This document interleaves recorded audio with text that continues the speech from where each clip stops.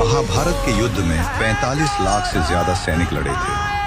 हर दिन हजारों सैनिक मरते थे, लेकिन रसोइये को पहले ही कैसे पता चल जाता था कि आज कितने लोग मरेंगे ताकि खाना बर्बाद न हो। जब महाभारत का युद्ध तय हुआ तो उडुपी के राजा ने श्री कृष्ण से कहा, हे वासुदेव, कौरव और पांडव दोनों ही युद्ध में व्यस्त रहेंगे। मैं हथियार नहीं उठाऊंगा, लेकिन मैं इस विशाल सेना के लिए भोजन का प्रबंध करना चाहता हूँ।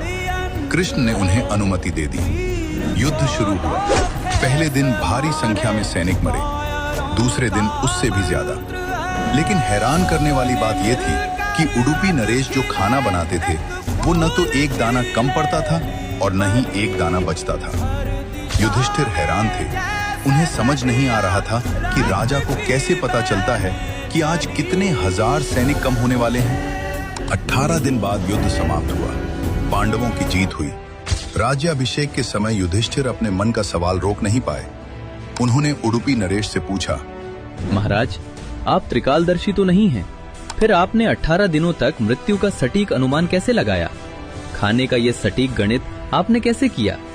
उडुपी नरेश ने हाथ जोड़कर भगवान श्री कृष्ण की ओर देखा और कहा, हे धर्मराज, मैं हर रात भगवान श्री कृष्ण के कक्ष में उनके लिए मूंगफली लेकर जाता था। श्री कृष्ण को मूंगफली बहुत पसंद थी। मैं मूंगफली का कटोरा गिनकर उन्हें देता था। भगवान जितनी मूंगफली खाते थे मैं उसे ध्यान से गिन लेता था।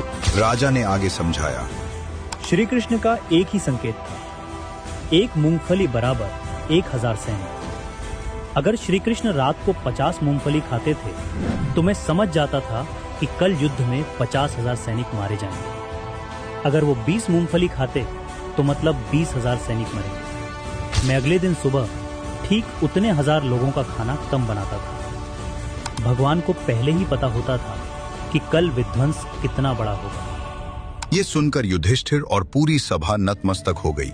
उन्हें समझ आ गया कि यह युद्ध अर्जुन के गांडीव या भीम की गदा से नहीं, बल्कि श्री कृष्ण की इच्छा से चल रहा था। आज भी कर्नाटक का उडुपी शहर अपने स्वादिष्ट भोजन और मैनेजमेंट के लिए पूरी दुनिया में प्रसिद्ध है, जिसकी नींव महाभारत के उसी राजा ने रखी थी। दोस्तों, विज्ञान जिसे फ्यूचर प्रेडिक्शन कहता है, हमारे इतिहास में वो ईश्वर की साधारण लीला थी। कमेंट में जय श्री कृष्ण लिखें और ऐसे ही अनसुने किस्सों के लिए डी कोड भारत को सब्सक्राइब करें।